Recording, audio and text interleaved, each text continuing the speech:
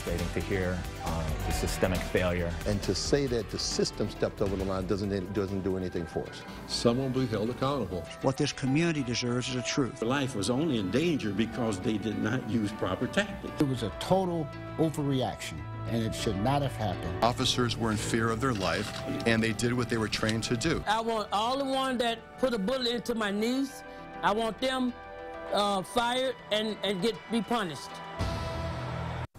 Good evening. I'm Danita Harris. And I'm Chris Flanagan. Many people have been anxiously awaiting the results of the investigation into the deadly police chase. And tonight, we will outline the BCI's findings into what is being called a systemic failure by police. Plus, our team of investigators combed through hundreds of new documents and diagrams piecing together that night. But we're going to begin with News Channel 5's Deborah Lee, who spent the night in East Cleveland getting reaction. I think it was deplorable. I think it was a massacre. East Cleveland Councilwoman Barbara Thomas has been outspoken in her concerns about the deadly police chase from the start, telling her fellow council members back in December that the chase should have been stopped before it got to East Cleveland.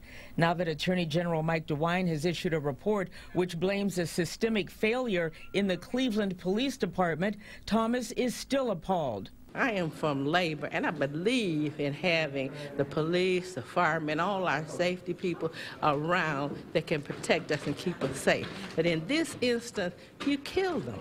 You actually murdered them. That was murder. Thomas calls the chase the wild, wild west coming straight down Euclid. Of course, East Cleveland has its own problems, financial problems that brought all of these people out to the council meeting tonight. But as this resident sees it, we need money.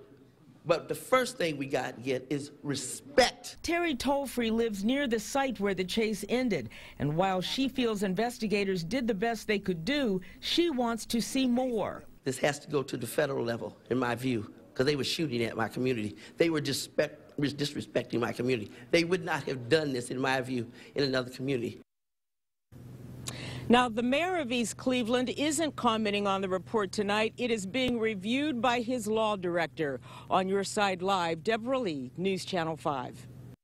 Today's announcement revealed not only the timeline of events surrounding this chase and shooting, it put a light on what the Attorney General called the systemic failure in the Cleveland Police Department. News Channel 5's John Kosick joining us now, more on that.